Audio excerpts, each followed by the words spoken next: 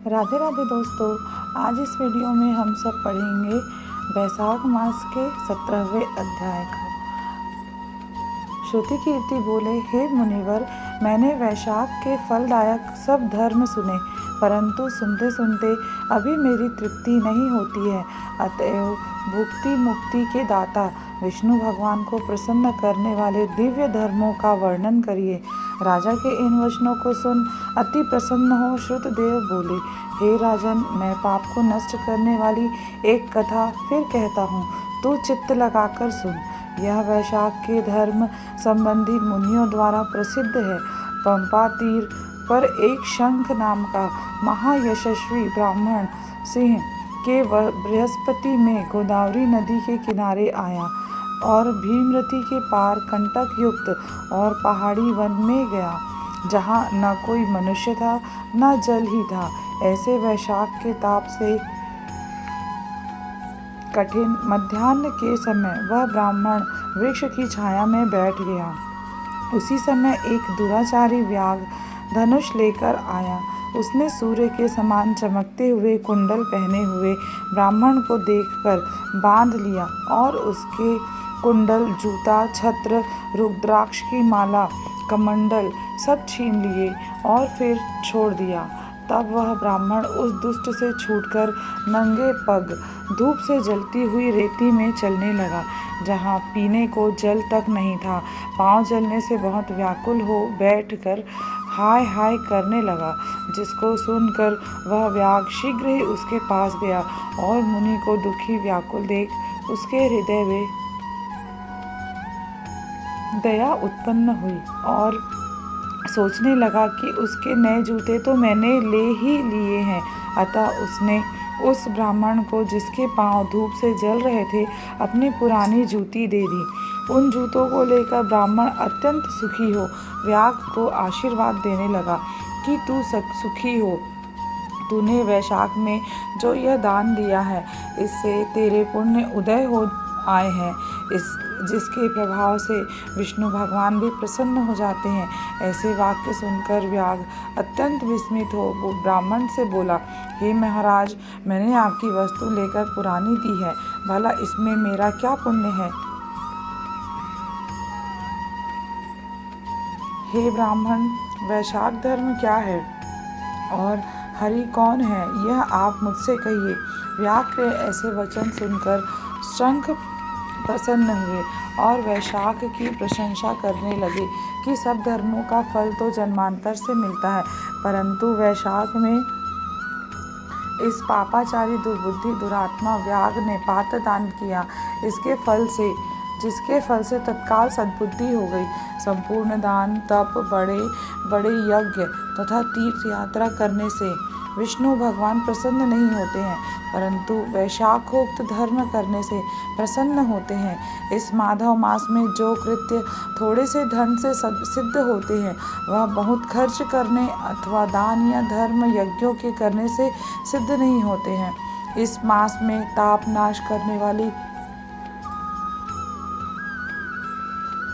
पादुका तूने मुझको दी है, जिससे भगवान तेरे ऊपर प्रसन्न हो गए। अब तुझे कल्याण की प्राप्ति होगी।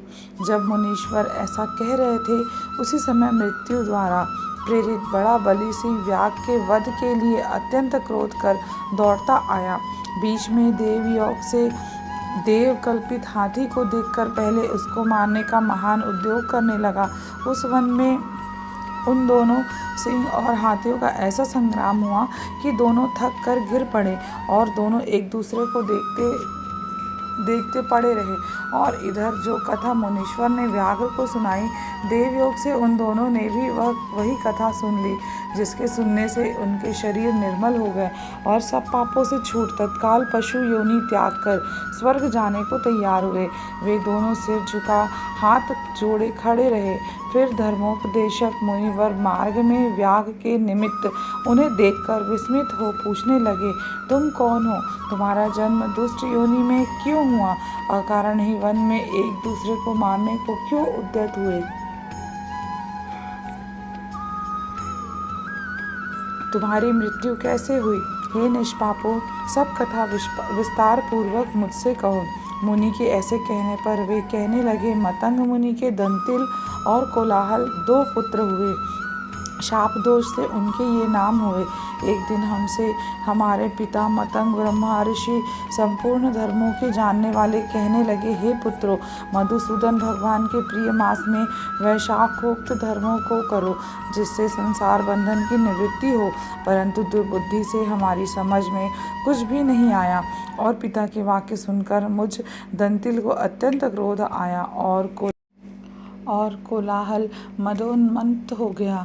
तब धर्म की लालसा वाले हमारे पिता ने क्रोधित हो शाप दिया, हे दंतिल, अपने क्रोध के कारण तू सिंह होगा और मदोन्मत्त कोलाहल हाथी होगा। तब हम बहुत दुखी होकर शाप निवृत्ति के लिए प्रार्थना करने लगे। तब पिता ने शाप मोक्ष का उपाय बताया कि तुम दोनों पशु योनि पाकर थोड़े दिन पीछे एक दूसरे को मारने को उद्यत हो जाओगे। उसी समय व्याघ्र और शंख के वैशाख धर्म विषयक संवाद देवयोग से तुम्हारे कानों में जाएगा।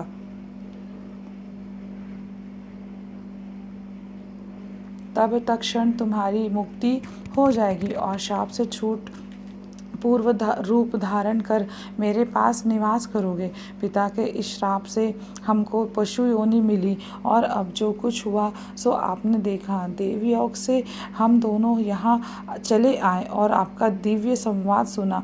इसी के प्रभाव से तत्काल मुक्ति हो गई। यह कथा कह दोनों ने मुनीश्वरों को नमस्कार कर मुझसे आज्ञा मांग अपने पिता के पास चले गए। सो सब कथा दयानिधि मुनि ने व्याघ को सुनाई। देखो वैशाख का कैसा महात्म्य है। जब मुनि ने इस प्रकार कहा तब व्याघ अपने शस्त्र फेंक कृपालु निस्पृह प्रबल बुद्धि ऋषि से कहने लगा। वैशाख मास 17वां अध्याय समाप्त। तो देखा आप सभी ने श्रवण किया कि कैसे वैशाख मास महात्म्य की कथा को सुनने मात्र से ही सिंह और हाथी का उद्धार हुआ। उन्होंने अपनी पशु योनि त्याग कर मनुष्य रूप प्राप्त किया। इसी प्रकार हम सब भी वैशाख मास महात्म्य की कथा का पठन एवं श्रवण कर अपने जीवन के पापों को समाप्त कर उनसे मुक्ति प्राप्त कर सकते हैं और अपने जीवन को धन्य कर मोक्ष की प्राप्ति कर सकते हैं। तो हम सभी भक्ति पूर्वक इस कथा का श्रवण करें। बस इसी प्रार्थना के साथ आप सभी को मेरा राधे राधे। यदि आपको मेरा यह वीडियो अच्छा लगा हो, यह कथा सुनने में अच्छी लगी हो तो प्लीज़ मेरे चैनल को सब्सक्राइब करें और इस वीडियो को लाइक ज़रूर करें। राधे राधे।